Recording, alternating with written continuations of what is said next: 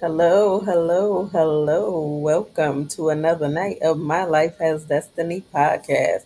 It has been a good while, but I am happy. We are happy to be up here with you again, once again. We're not going to be real long, but we felt like it was just an urgency for us to come up here, inspire, encourage. Um, I don't know if we want to say warm, but we need to take heed to what's going on in this world today. Um, we have a topic. Coco wanted to talk about divine rejection, and what dropped in my spirit is life after divorce. So, um, first, let me just say I pray everybody is doing well. I pray that you guys had great holidays. I pray that you are prospering. And I'm going to let my sister say hey to y'all, and then we're just going to go into it. Okay? Because we're not going to be up here long. My sister got to work tonight. I'm just getting off work. So, Coco. Well, hey everybody, y'all do know it's been a while since y'all have seen the duo. Right. And so we are excited to be up here with y'all tonight. Don't ask me where our topic is going to go, but we're going to go there. Yes. All I'm going to say is just prepare yourself. That's all I got. Um, but, um, yeah, we'll get into it and we'll talk. We got some stuff coming up down the pipe, but we gonna talk, y'all. Let's go. All right. So, as she said, we going to talk. So, with that being said, what dropped in my spirit is some of us are holding on to the very thing that God wants us to let go of. So when I talk about life after divorce, when I think about divorce, I think about a division, a separation, a tearing away, cutting ties, not just a divorce of a spouse, of two spouses that came together, in the presence of God, because the Lord said what he put together, let no man put asunder. A lot of the things that we need to divorce ourselves from, God didn't have nothing to do with. We chose. We allowed a lot of hurt that we're carrying. We need to divorce it. A lot of abuse that's going on, we need to divorce it. A lot of ungodly soul ties that's been just sitting stagnant, and we just we we repressed it. We need to divide ourselves from it. We have too much going on the insides, and we're wondering why we're walking around with sickness, and we're wondering why we're stressed out, and we're wondering why we have headaches and all these other things going on in our lives, and we're wondering why the attitudes and the dispositions, and we're like, I'm just not myself. You're not yourself because you're carrying so many people's stuff. You're carrying so much stuff that don't belong to you, and you're wondering why you see yourself in other people. You can identify with that thing because it coexists. So when will you let all of that unforgiveness go? All of that hatred, all of the gossiping and the backbiting and the hurt and the pain and the when will you let all the childhood generational curses and everything that you're holding on to that is just weighing you down, when will you divorce it? I can tell you, once you let it go, you will feel so much better. You will notice your skin changing. You will notice them headaches are not there. You will begin to notice that all that weight that you're carrying, the heaviness, is not there. Why? Because it didn't belong to you in the first place. So, my question is, when will you divorce, divide, separate from them things that do not belong to you? Coco, I'm looking at your face. And instead of the T,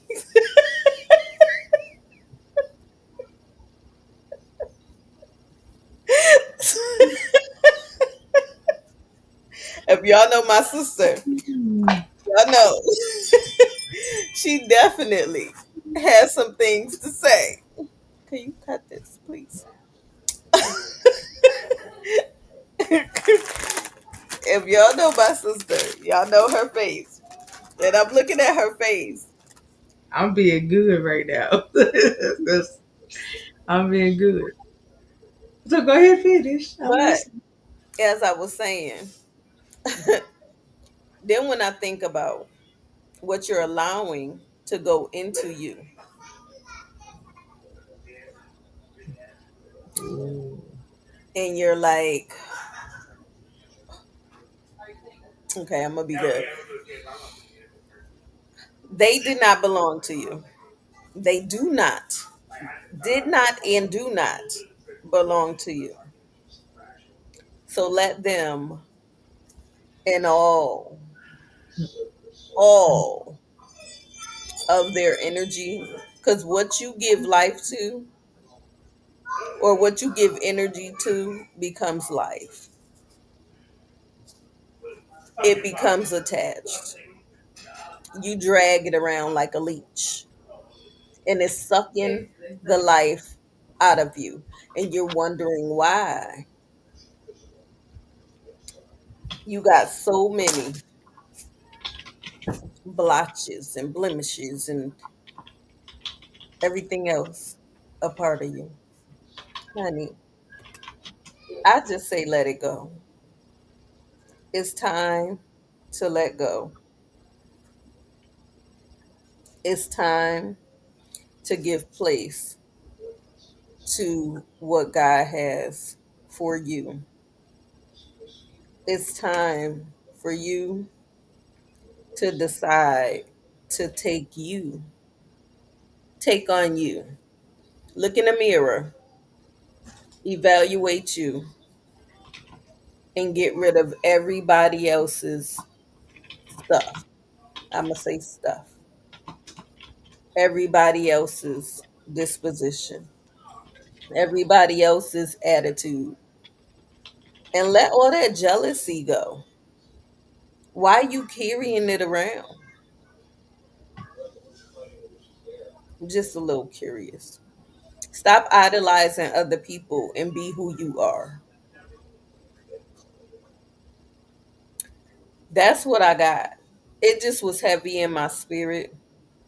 And today for me was such a blessed day. When I say I had some nursing shenanigans going on to the point where I even involved my CEO and CNO. I was like, look, this person done knocked me down. This person done ran me over with the cart. This person done nobody was exempt on today. The CNO done kicked me, the manager done kicked me. Another nurse had to break up a fight because somebody was jump. Listen, when I say I acted up today, and everything led to me having to go home. That was the end result. I just gotta go home. Got a paper cut, gotta go home. Seriously, y'all, did y'all just inbox me and say I have on a really good looking lace front? I ain't got no lace front That's on. her hair. I'm so done. Okay. I'm so done.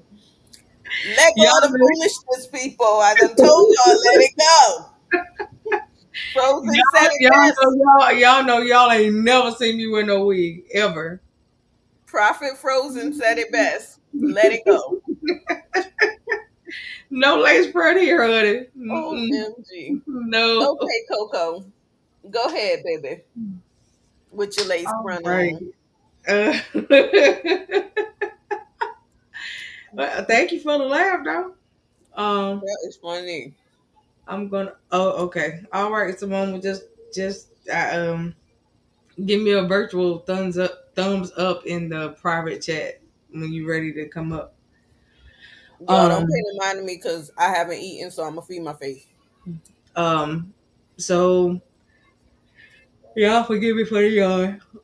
Um, to I guess just add my tidbit to what she said, and then to go into my topic fairly quickly. She came from. She didn't come from where I thought she was gonna come from, but um my thing is there's a lot of different things you can divorce, and divorce is not just marriage. um for those of y'all that like to use those wonderful terms of common law with people and all this other stuff y'all got going on, first of all, you could divorce jobs, you could divorce things. It ain't Mm-hmm. just people related, right? And so sometimes you can, what's the right way to say what I'm trying to say? Sometimes you can stay, Keep she going. used soul tie. So sometimes you can stay attached to something a little too long than you should. Mm-hmm. And you begin to resemble what you've attached yourself to. Mm-hmm. And so you have to stop and ask yourself, what are people looking at when they view you? Mm-hmm. Right? I don't want to be viewed as a product of circumstance or this thing that I continuously um, attach myself to, right? Because sometimes you can continuously attach yourself to things that you shouldn't by being in places that you shouldn't be. And Mm-hmm. so, just like when stereotypes are made about you, people can say what they want to say, but again, we've told y'all 1,000 times over, it's not what they say, it's what you answer to. Mm-hmm. And so, back in the day, I had a situation happen where I told y'all on a prior show that, I had a individual approach me one night when we was all out clubbing and back in my club days. And he was like, "Oh, you just like your friend? What does that mean? I don't even know what that means, sir. What are you asking me? Do you do what your friend do? I don't know what she do. What you talking about?" And at that time, I didn't know that, she was that type of individual that when she went out the club, she left and went home with different dudes. I wasn't that type of person. And so, his friend, the friend of her friend, asked, "Was I like my friend?" And I said, "No, we know we definitely not alike." And so he was like, "Oh, that's a bummer. Can I get you to change your mind?" I'm not gonna say the words that I used back at that time, but you can kind of catch the gist of what I told her, right? So, no, but no, and so I was automatically assumed to be just like her because I came in with her. So, we don't want to do that. So after that, I kind of cut ties with her. I didn't go out with her anymore. I didn't allow her to come over to my apartment too much anymore at that time because I didn't want to be associated with that. I didn't like people looking at me like that because that's not the type of individual I was. So, um, we just have to be careful what you consume, what you take in, what you are around, um, can eventually become you. You could be eventually become a part of those type of things and atmospheres, right? And so we don't want to be labeled that way. I refuse to be labeled like that. So, you know, just make sure you have that you carry yourself in a way that you would be proud of yourself. Don't carry yourself in a way that when you get home and you're not around everybody else, oh, I shouldn't have acted like that tonight. I acted like a whole donkey for no apparent reason, and I shouldn't have done that because now you beating yourself up, but you know you was there wrong while you was doing it, but you had to save face, so you kept acting a donkey, right? And so we don't want to do that. We want to do things with a spirit of excellence, um, and we want to have the right character traits, not the right what you would call the wrong character flaws. And so, yeah, but that's my take, my part on that. But and for the ones that have been married and got divorced, life can be great after divorce. Now, when you're going through the divorce, it may not feel too good, and you may not be so happy at the moment. But happiness can come after divorce. So, don't let nobody tell you that it can't, because it can. I am remarried after divorcing and very happy. So you don't let nobody tell you that can't happen. So if you are a recently divorced person, you can find love again, right?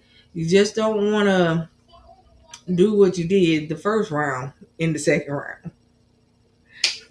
Learn from the first one so that we don't make the same mistake, right? And so I did a lot of learning from my first marriage.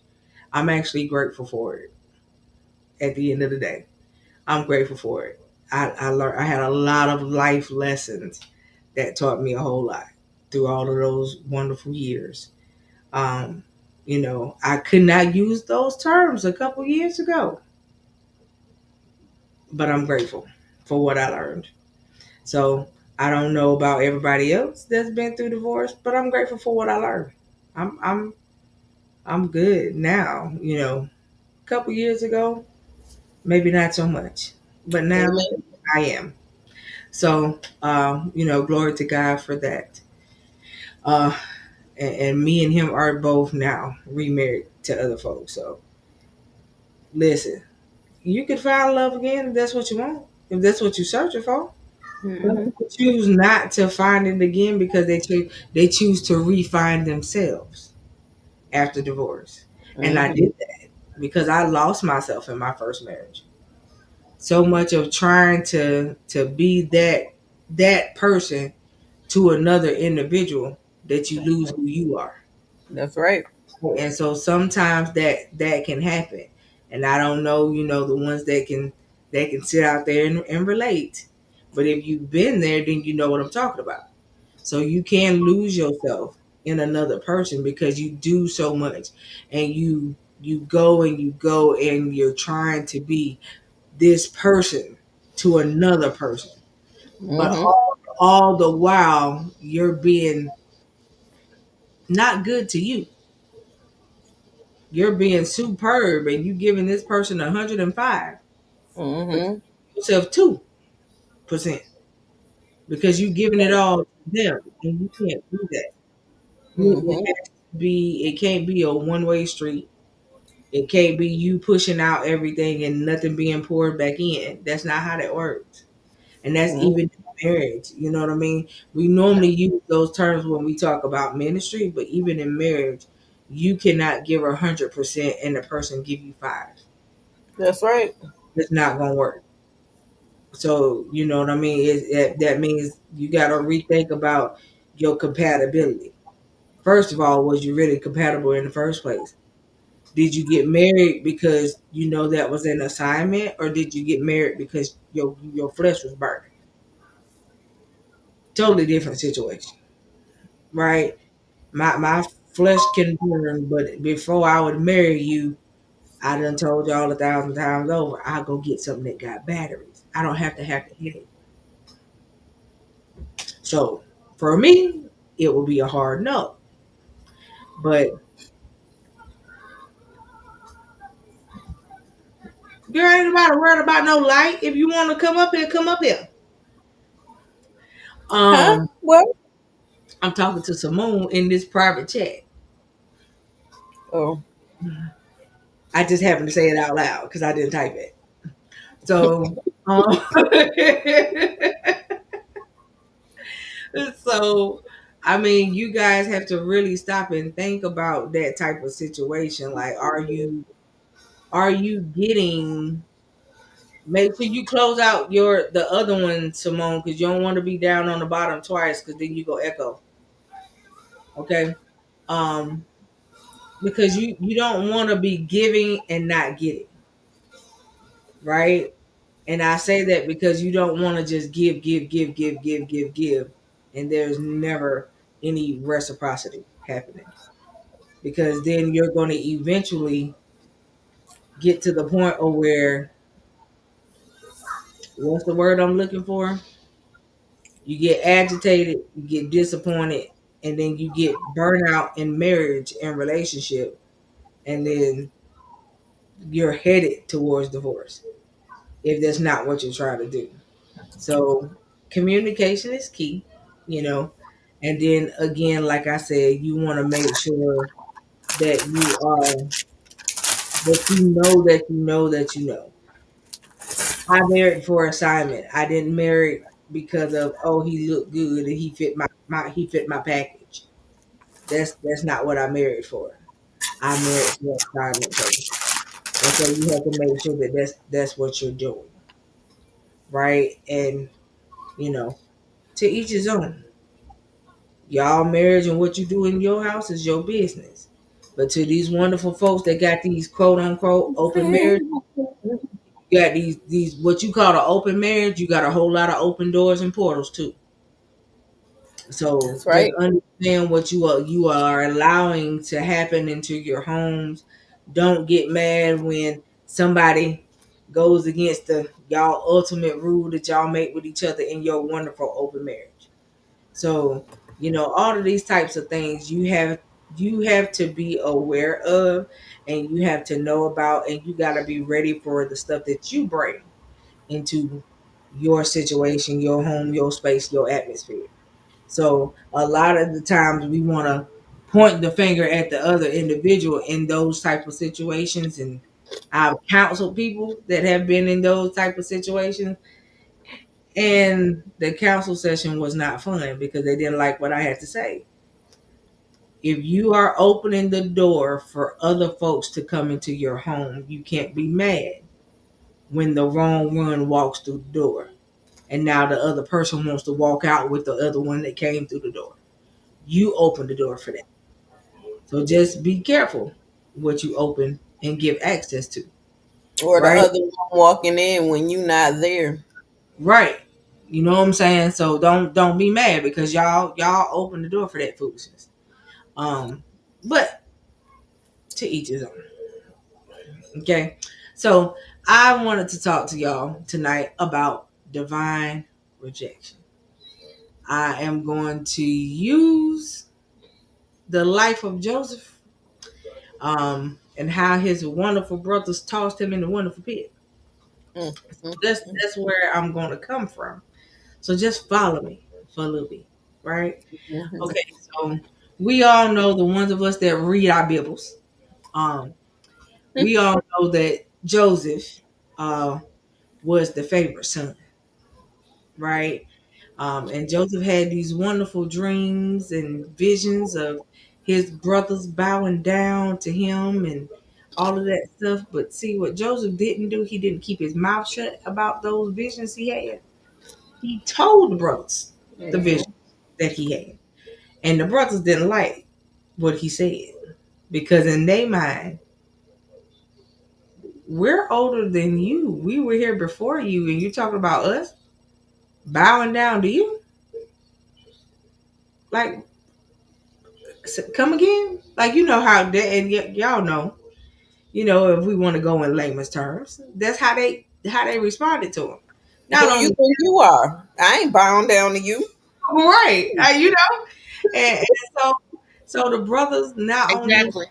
had an issue with the vision that he had, but jealousy came about, because dad favored him. He got that coat of many colors made especially for him. Um, and when you go into this particular word, The rejection from the brothers was a divine setup because his pitfall became his high place. Mm-hmm. So sometimes when we are rejected by other people, it don't feel good. We don't like it. Sometimes we're always questioning why we feel the rejection, but that rejection just might be the one thing you need to get you to where you're supposed to be. And so I called it divine rejection because his rejection was divine. Mm-hmm. And I mean, you can think of many stories in the Bible that are kind of similar. Not all are based on rejection, but you think about Joseph and his brothers, Jesus and Judas. I mean, and the list can go on. Abraham and his son. It's so many different divine setups, right? That we can sit back and we can talk about. But the main one that I want to reiterate about tonight is Joseph. How many times you felt like you were rejected by people that you wanted to approve you? You wanted to be a part of their circle per se, but you couldn't be a part of their circle. Why? You know you didn't fit, but you were steadily trying to fit into a place that was not meant for you to fit. It's just like you're the Mm-hmm. square peg trying to fit into the circle, right? Why would you continuously try to fit somewhere that you're not meant to be? And so Joseph, his wonderful self, um, his brothers thought that he had died in the pit, and they left him in the wonderful pit. And the people came along and got him out the pit, and he was sold. Who else was sold? Jesus, right? Jesus set Jesus up for 30 pieces of silver, Mm-hmm. right? And it's funny how a person sold him to what they called the highest bidder, but he's the one that came out on top. And how many situations have you found yourself in where you were labeled the black sheep, but you're the one that came out on top? You're the one that was used to be the curse breaker, the atmosphere changer, first one to graduate school, first one to go to college, all of the things that others didn't get an opportunity to do. But steady, you're still trying to do what? Fit yourself into somewhere where you don't fit. Sometimes you just don't belong. And it's okay to not belong. In high school, yes, the children nowadays can be very cruel. Um, and school is not like it was when we was at. Okay, now you got. I mean, they bully people because they don't wear name brand clothes, and they bully you because your hair look like this, and they bully over the real dumb stuff. Now back in the day, it used to be because when I was in school, because other people would egg other people on to do stuff, and quickly I was like, "Don't let them egg you on to get your head tore up." Back in the day, but that's not how people do it now. Now you got these babies that are being bullied so much they unalive it themselves. Mm-hmm. Baby, I'm not gonna harm me because you don't, you Right. know. And we have to teach our children that, baby, a bully only bully you because they got problems. Amen. Okay? They got issues and they're coming to project their issue on you. You were the target of the day. And for some reason, they feel like you're the target every day. But you know what you're going to do? One of these good old days, you're going to turn around and you know what? You're not going to be the target. Mm-mm. Because what I need you to do is if they put their hands on you, sweet people, I need you to just Act like you have lost your whole mind for about 15 seconds. Period. Okay? I promise you they'll leave you alone. They won't bully you no more. Because they're going to think your mind ain't right. If that's what you have to do, then that's what you have to do. I'm not telling you to go to school and cause a whole scene because that's not what I'm telling you to do. But I'm telling you, if the bully continues to try to bully you, then you have all means and rights to protect your person. Okay? So, I do believe that at some point, Joseph's brothers probably would have done that to him just because he was the favorite son, but it didn't get that far. They just decided they wanted to get rid of him. They even went as far as went and lied to the daddy, went and took something and killed it and put the blood all over the little pretty little coat daddy Mhm. had.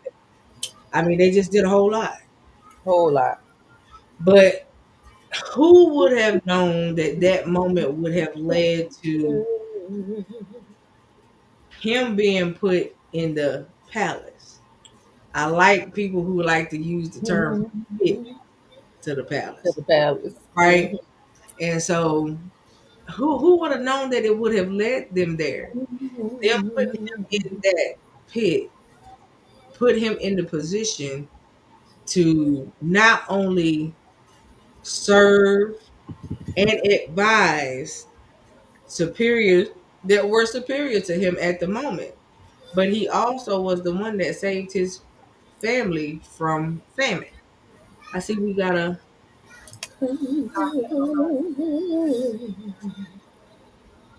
oh, that's you, Simone. Okay. She said, "Hello, everyone. Thank you for tuning into the podcast tonight. Please tag, like, share, and with your family and friends." So, thank you, Simone. You Um, like and so, but who would have known that that would have happened at the time when they were experiencing drought, famine, and all this other stuff? He was the one that kept his family with the portions to be able to eat. He was the one that said, "Go get them and bring them to me." And who would have known that that would have been his position? Sometimes you don't know what your position is going to be. Did I feel like after all of these years of feeling the way I felt that here you would be the person that your family now depends on? Who knows that when the tables get turned and it's now you that everybody has to look at or look to for some type of guidance? um just what will you do when the tables are turned? Now, of course, Joseph could have been a whole butthole and been like, um, you do realize I ain't gotta feed none of y'all because you threw me in a pit. Mm-hmm. Like he could have. Let's think about it. Cause he That's could true. have. He could have. He could have came flat. Do you remember that you tossed me in the pit? You left me for dead. But Mm-mm. now you're standing in front of me because you need my help. Right. But at the same time, they didn't know who he was either. So that tells you the lapse in time from the time that he was thrown into the pit until they saw him again. They didn't even know who they was looking at. And it's something how not only did he get thrown in the pit, but he grew up and he grew into his character so much that he was not recognizable to them. Yeah. And so my thing is when God changes something in you and you are no longer recognizable to people, can you handle that? So don't think that all rejection is bad. Some rejection is just a setup to put you where you're supposed to be. And I had to learn that, y'all, I'll be 43 in September. And it took me over 20 something years to realize that all rejection ain't a bad thing. Some people had to reject me in order to get me where I am today. Can you say the same thing? Yep. right? And be okay with that. Yep. Today I am a-okay with it, right?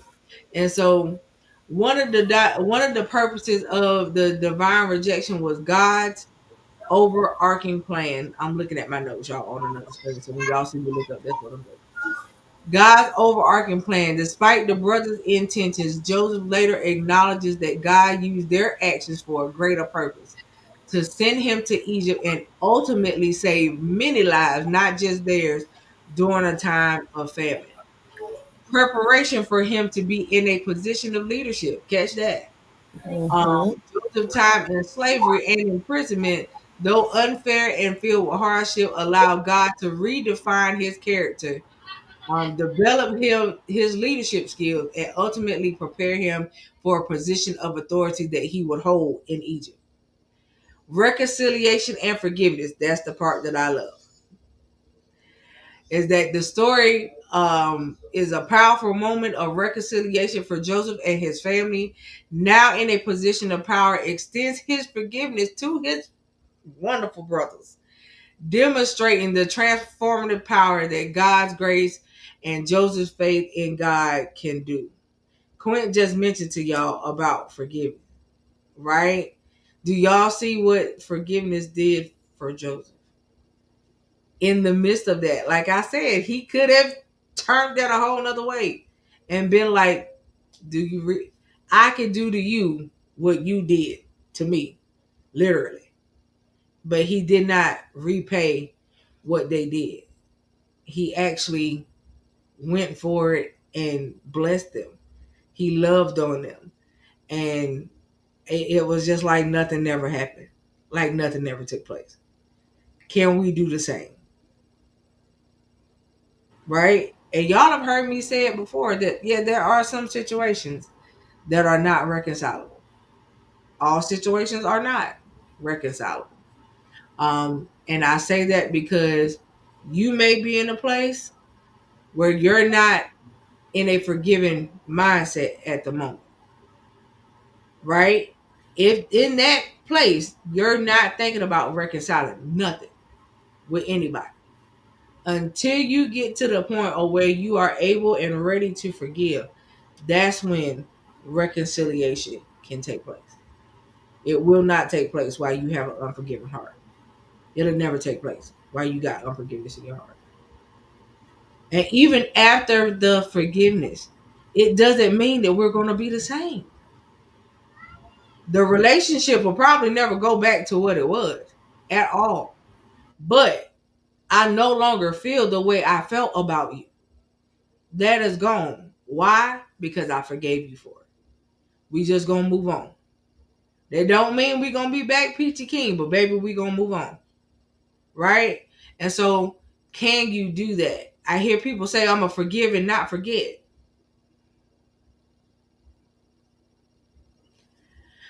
I don't like that term. And I'm gonna tell you why. Forgiveness and let it go. Let it go. Because if you choose to say you forgave, but you did not forget, and when something happens, your mind go back to it, did you really forgive? And so we have to really ask that question. Did you really forget? Because there was a few times back in my first marriage where I said, yeah, I'm gonna forgive and I'm gonna let it go.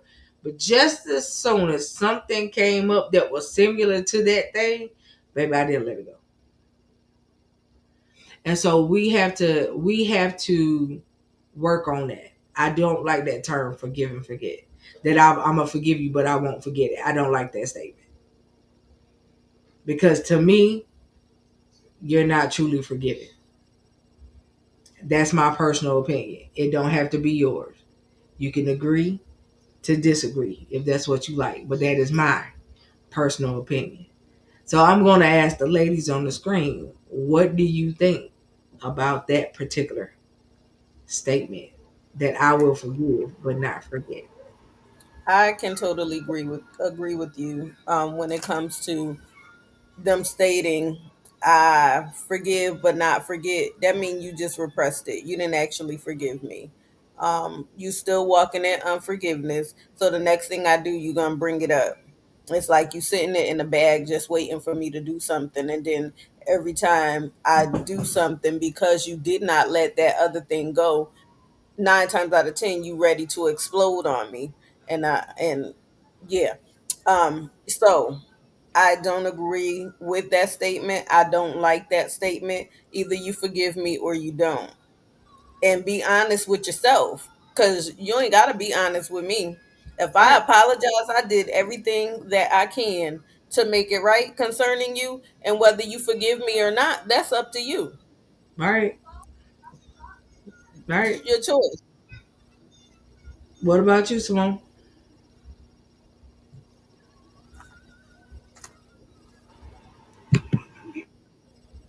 Okay, you remuted yourself. I mean, okay, There we go ahead. go.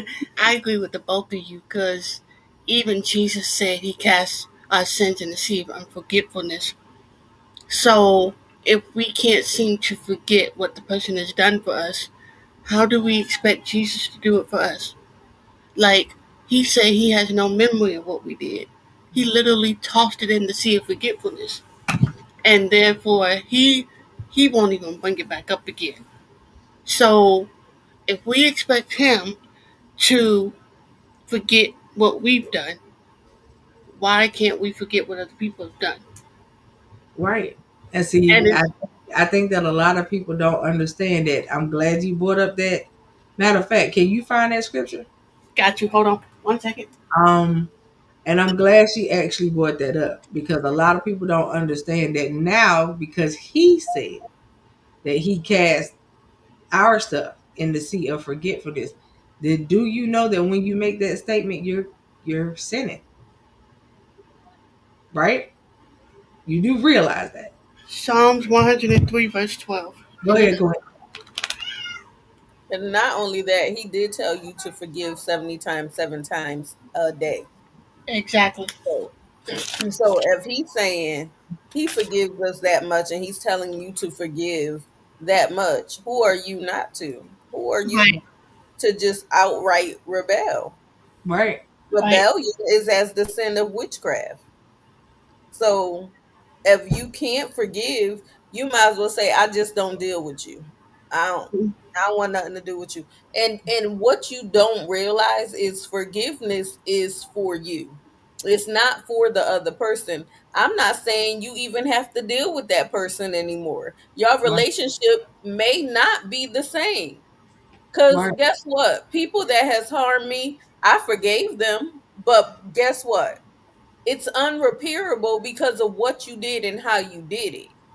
Yeah, So it will never be the same. I can be cordial, but I don't have to deal with you. Everything is not reconcilable. Exactly. And some things I just choose not to reconcile. It's just my choice. Right. exactly.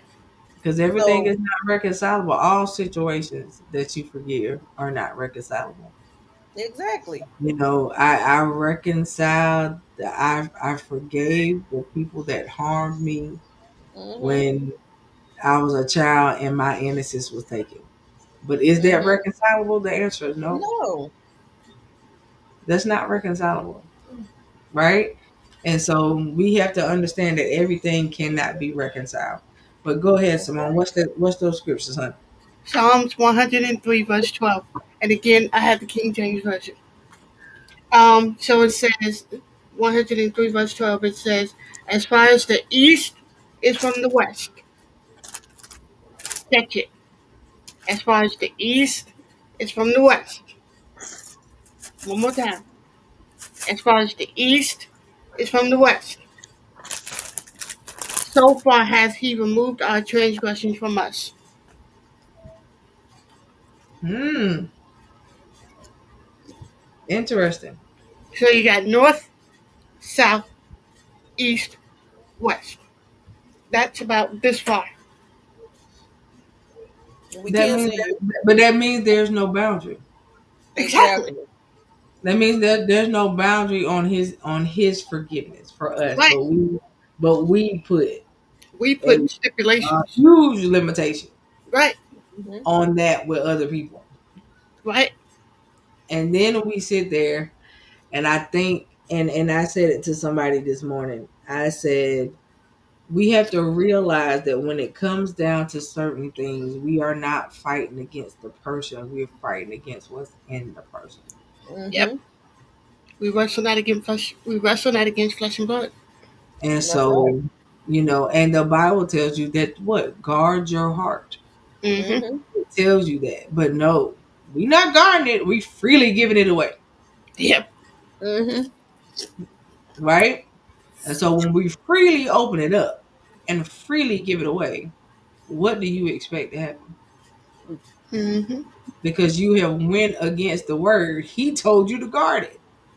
But see, that's the problem. A lot of people don't realize that when people are doing stuff to you, especially repeatedly, you allowed it. Yep. That part. You opened up, and your mindset is, well, I don't want to hurt their feelings. Oh, I don't know how to say no. Boo boo, boo boo They hurting kitty. yours though. Look at me, boo boo kitty. Say no. Say it with me. No. Absolutely not. I don't want to. Finito. No. No. Let me teach you. I need y'all to hear me when you sleeping. No, I am not going to do it. Not because I don't have it to do. I choose not to do it. Amen. Now y'all know I speak perfect English, but I will speak a whole nother language quickly. In Spanish, you still no. Exactly. Okay? It's still no. It's finished. I don't want to. I no. Mm-mm. And if you really want to get technical, me not speak no English. Me no habla English. That's No, what I was no that's where I was hablo trying to go. inglés. Me no habla English. No, Exactly, exactly where I was about to go. I ain't even lying. no, no. Okay, me no habla English. No. All right. All right. I can put it Okay. in sign I language don't if you want don't to. understand. I'm trying to save our relationship by telling you no. And if Right. you don't like it, more power to you, boo. Okay? All right. Glad you understand. If you need sign language, let me know. I can teach Receive it or not. N O. Okay? Receive it or you. not. Your choice. You'll be mad, but in the end, if you are that type that uses people, you're gonna be right back knocking on my door trying to ask me for something. And the answer is still going to be no. So let me save you from the hurt or the manipulation that you're trying to do because you're saying I'm hurting your feelings. Boo boo. It's still no. Got it? So I want to take y'all to Micah 7:19 real quick. So Micah 7:19 is talking about the actual part that Simone said, where he said that I'll cast it into the sea of forgetfulness. Um, so first of all, let's for y'all wonderful technical people who want to try to debate the word. First of all, the sea of forgetfulness is not an actual place. So let's just go there. Okay. But it's just a symbol, it just symbolizes what God meant about total forgiveness. Mm-hmm. Right? Um, so Micah 7:19 says, He will again have compassion on us. He will tread our iniquities underfoot. Yes, you will cast all their sins into the depths of the sea. He said Yeah. all. All. He said all. He did not say some. He said all. ALL. All. But we as his wonderful children with our lovely selves cannot in turn do the same for people, right? Why? Because we're so hurt. Mhm. We can't see past the hurt. Mhm. And to be honest, some of us don't want to get over the hurt. Uh-uh. Because Not at all. if you did, you would let it go. I But can't I can't see myself hurting until I'm 100. look, a lot of people want to be in the hurt because it's an attention getter. Oh yeah. That's the topic of conversation. Yeah. Can you believe this one? Woe is me, honey. Get over it. Because I'm not gonna hurt till I'm 100 years old. Okay? I'm not That gonna be hurting over something you did to me when I was 23 at 100. Amen. that Okay? part. I'm not gonna do that. Because that means I have carried that 80 some years. That's a long time. That's a long time. And you do have some people, and I told y'all the story one time on one of our previous shows that I had a lady that came to a women's retreat that I hosted, and she said, "I am 65 years old, and I have carried the stuff that happened to me in my youth." She was like 5 or 6 years old when it happened to her. She carried it until the day of that retreat, Wow. and all I could do was just hug her. But I was so happy for her because that was her place. That was her day of releasing it. After you hit 60 years old, you carried something 60 whole years. And sometimes, and y'all may not like what I'm going to say, it's okay. Sometimes the stuff that you think you delivered from, you're not really delivered because you didn't let it go. You held on to it. You did not close the door really. You did not resend it. You still, if your leader was to tell you to renounce a person right now and name the person out because that person is your kryptonite, you would not do it. You would lie to your leader's face and say, "Yep, I denounce my whole entire relationship with such and such and such." John, Joe, no, I just, yep, you got him, and Lord, I give him to you. Don't that sound like a lie? That don't even what I just said didn't even sound convincing. When you And really sick and tired and fed up with something, you will let it go completely. It's just like when I'm sick and tired of eating the food, I push the plate. I push it away. I don't care. You take this, I can't eat it no more. That's what I'll do. I be in a restaurant and do that. Can you take that? I'm done. Matter of fact, as you can see, I really didn't eat it like that. Can you take it off my ticket? That's how done I be with it. yep. So at the end of the day, can you do that? What is the problem when you attach yourself to stuff that you just refuse to let go of? Even your hurt and pain. Why would you attach yourself? Why would that be the thing that you want to attach to you?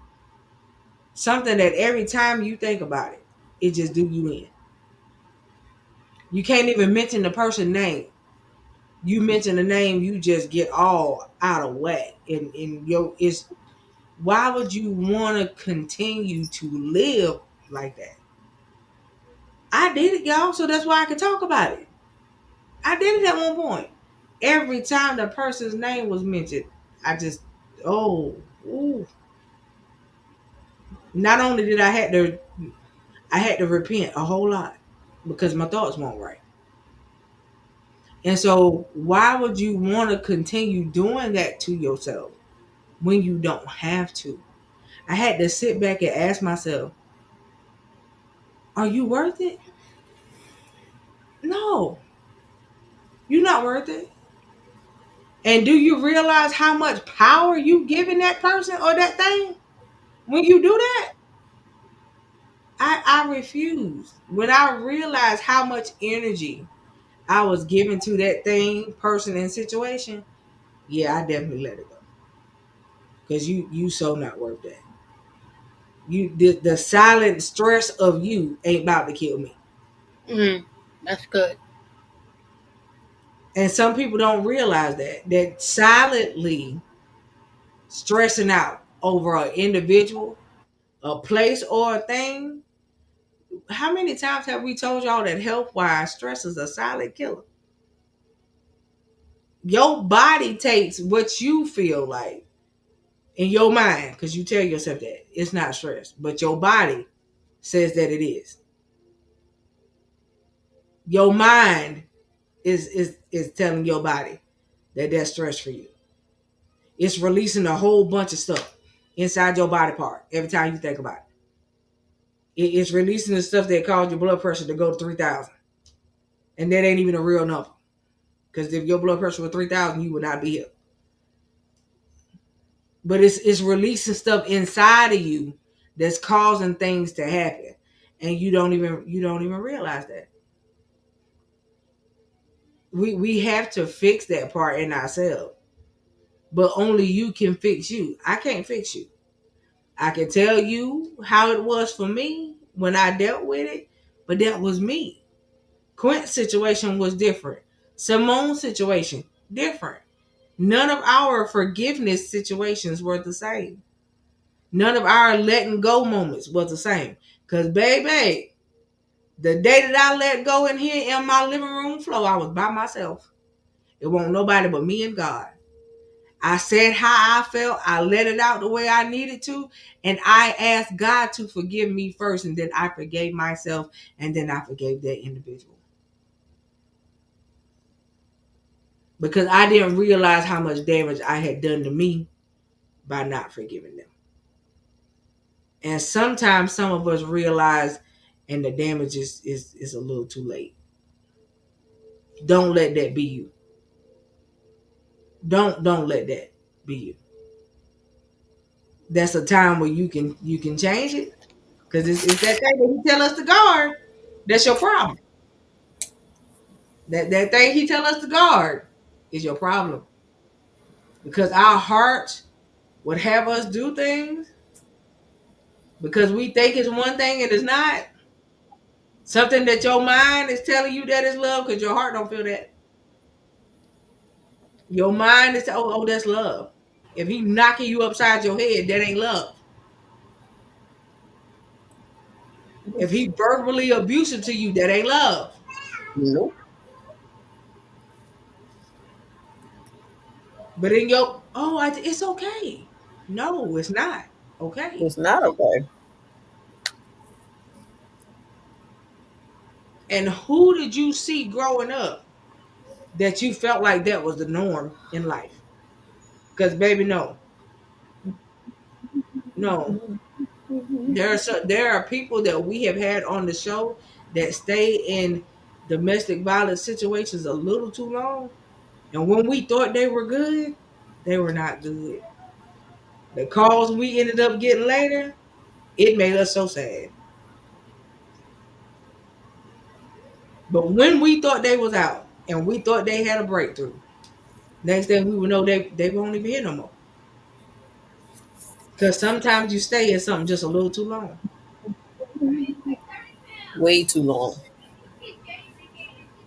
What is it? I don't know your Way too situation. long. Whoever's listening, I don't know your situation tonight. But what is it that you can't walk away from that thing that you know you need to walk away from? What And is it and that go ahead? I was gonna say, don't be like I was. My stress and unforgiveness was so bad that it caused my uterus to collapse, and it almost took me out of here. It My body deteriorated so bad behind stress and unforgiveness. And Silent. when I forgave him, exactly.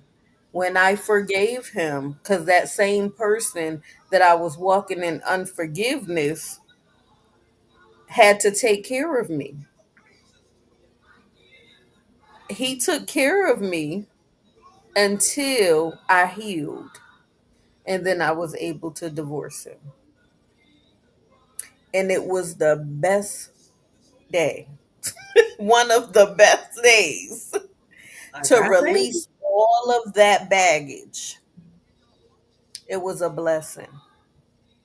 So don't waddle in your unforgiveness and in mm-mm, your stress.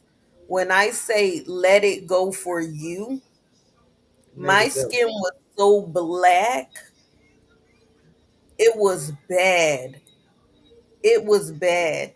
And it did something to my self-esteem also.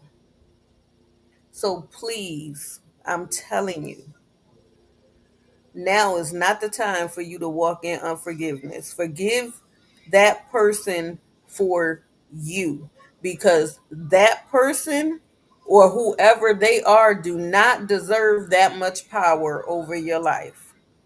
Right. You giving them too much power. Let it go. Now I could be cordial. Why? Because I forgave. I can have a whole conversation. Exactly. I'm good. And Exactly. Simone, describe describe a moment for you, and it may have been hard. Describe a moment for you when you were able to forgive, and then tell us what it felt like after you actually forgave. And after she do this, we're gonna get ready to close out because Coco need to lay down for a few minutes. Okay. So, wow, that this is a good topic. The hardest moment for me was my dad. Um, Knowing that he has not been the best participant in my life as he should have been.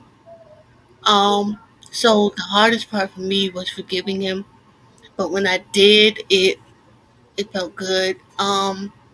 Because I know that if I'm going to be a Christian, I have to forgive even though I didn't want to.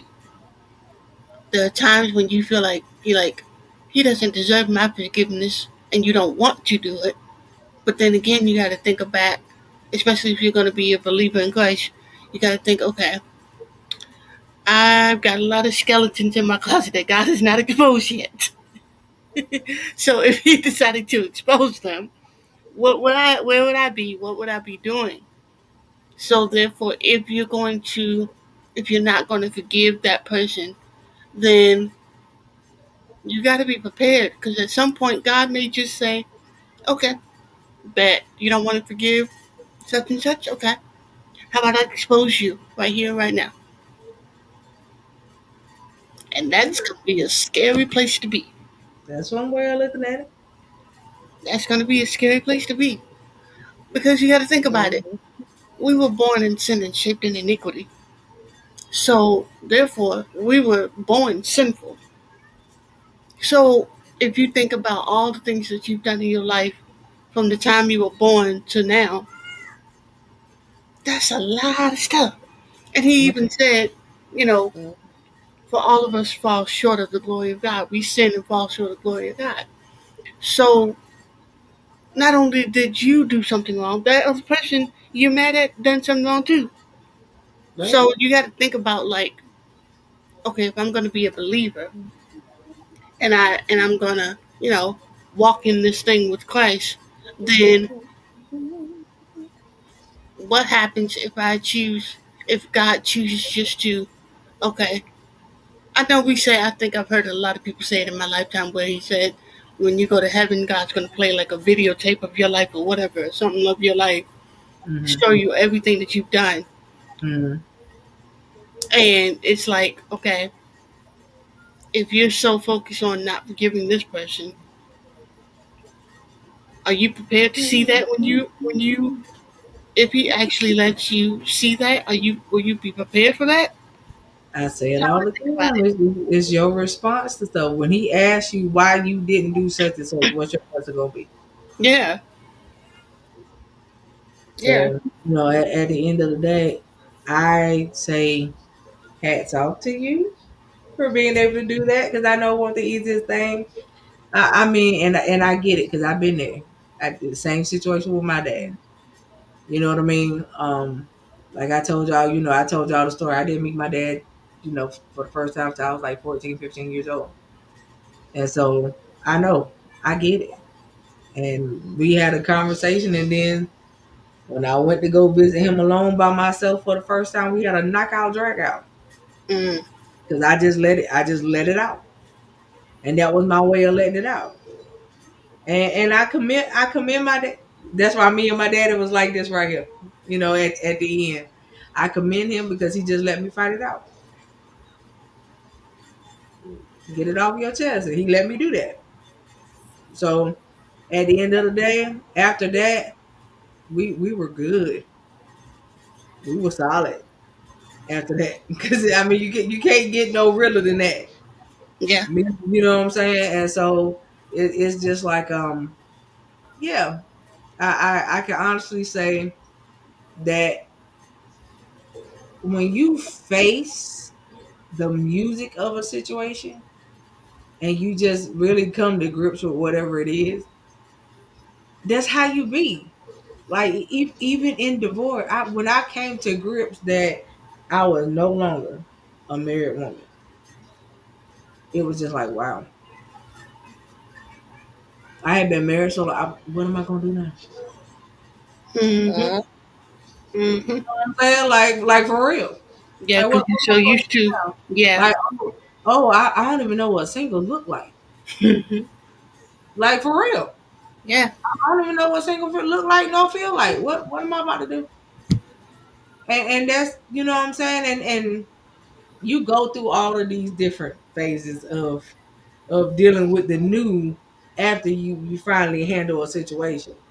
But I commend you for that. So I'm excited for you, and I pray that you and your dad's relationship just continues to grow and get better. So kudos to you because I'm sure that it was not easy. I'm sure that it wasn't easy. And so in that when we talk about the traditional part of forgiveness, you have to ask yourself, why is it hard for you to do so? Mm-hmm. We can't do it for you. Something you have to ask yourself. Mm. When That's it good. was hard for me to forgive, it was because of how I felt about it. Mm-hmm. For Quint, it may have been something different. When it came down to you and your dad, it may have been something different. But for me, it was my emotions and my feelings about Yep. it. Until I felt like I got it all out, I didn't care what you said. Mm. Okay? and I can truly say it took me 30, probably about 31 years to forgive my dad. See? So it took a long time. But when I had him for that year, we began to get close. So before he passed. But when Yeah. he passed, I paid for his funeral. I made sure he was good. See, we all have had our situations with the fathers, Yes. right? And like I told you, mine was different from Quint's.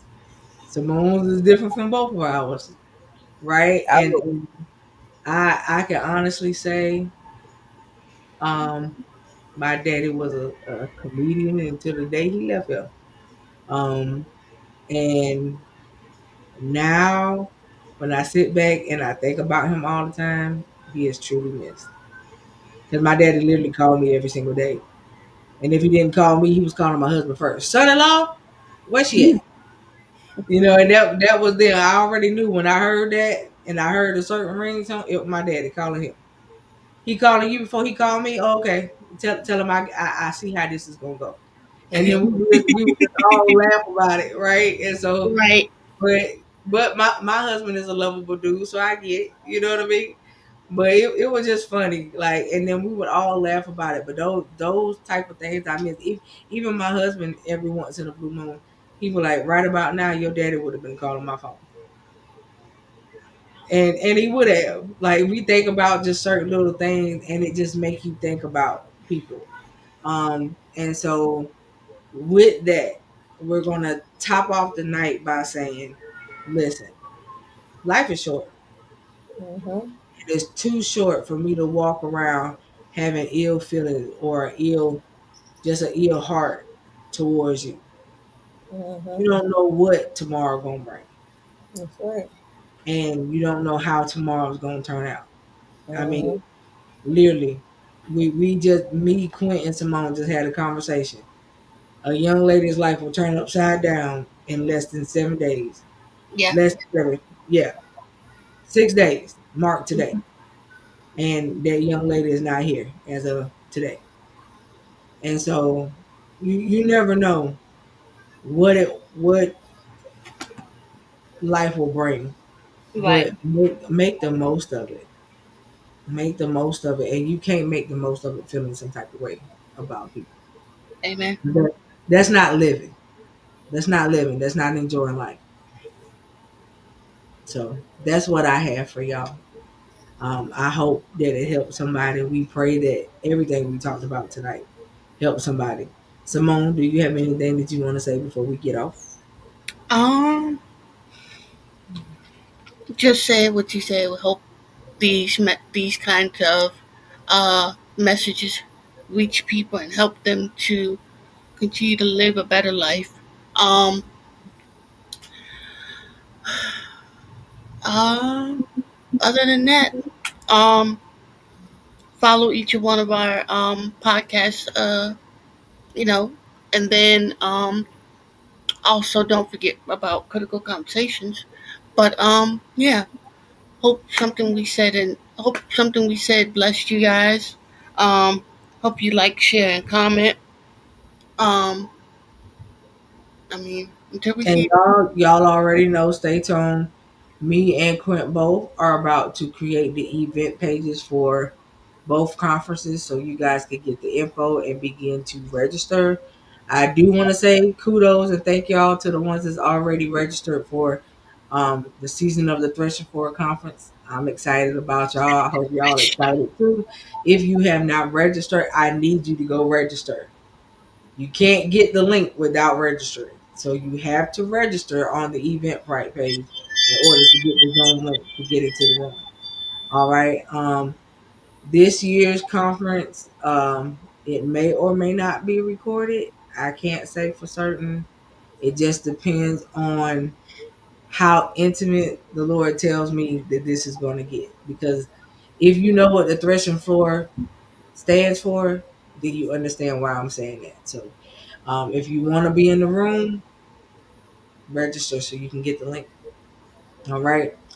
So the event pages will be created, and you guys will be able to register here shortly. I mean, I didn't make an event page for it, but it's posted on my page for my conference, so you guys can go and register right now. But if I will make it an event page for the folks I have to be technical for. So, alrighty. Um, I'm just saying because it's posted, like it's posted already. But some people like make it an event. Okay, I'll make it an event page. No problem. So that you guys can go ahead and register. But I'm telling you, I will not be sending out personal links. You have to register to get the link to be in the room. All right. Because I promise you, you don't want to miss it. And with Quint's conference, it is in person. We are still deciding whether or not if we're going to stream it. So if you are not there, you might miss it. It may not be streamed at all. So that's still up in the air. We have not decided about that yet because that's something else that we're going to have to do. And if the Lord is moving, I ain't going to be worried about no camera, y'all. That Oh, part. when the Lord is moving, we are not gonna Right. be So, worried I mean, about the camera because the Lord is Exactly. going to I know move. he's going to be moving. So I'm not gonna be worried about no camera, y'all. I'm gonna just be honest. Exactly. I'm Okay. working on getting photography, but there is not going to be, most likely not going to be a video. Now, if Okay. I can do like a projector type and set it up for those that may want to come in virtual, there will be a fee for it, but we will see if we are capable of doing that. I can't say right now. Yeah, So, we like I said, because somebody will have to man the camera. And if right, we are both focused on the conference, that camera gonna be manning itself. right, I'm just being honest because y'all don't understand. Y'all even in regular church services, if y'all have people that run your media, but the spirit of the Lord hit your media team, Come on. the cameras are manning themselves. So ain't right. nobody watching what's going on, and we don't want to leave anybody out. And it's not like it's something that we're trying to do, but we're just Hmm. being honest with y'all. It may not be nobody back there to man the camera now. Come So on. if Right. y'all commenting and saying stuff, we ain't gonna know until it's over. Now, I'm not Hmm. saying that I can't set up a tripod and let you see it if that's what you want, and quit and say, okay, we'll go for it. But I'm just saying, there won't be But you anybody still got there. somebody, you got to have somebody to man that tripod also. Yeah. Because y'all don't, Um, we don't know if the battery gonna die. We don't, we won't be able to physically sit there and re-comment to you because I can tell you now, I'm gonna be somewhere else. I'm gonna be in a whole. I can tell you now, my focus is not going to be a camera. Right, my Now, focus. if That's what I have I'm a saying. photographer or and he has a team, we're working on seeing if we could do that because we want things done professionally. We want things done in decency and in order. However, we want the spirit to move. And if we're focused on cameras, we're not focused on the spirit. Yeah, So, someone else we have to delegate that to, which is another expense. So, we're working on certain things. And yeah, yes, there is a fee for the conference this year. There is a registration fee because the second night is going to be a formal night and there is going to be food. So the registration fee we discussed is $40. Okay. So you gonna I'm eat real letting y'all good. know that now. You gonna eat So real good physical food and spiritual food at the same yes. time. So get your $40 in order now.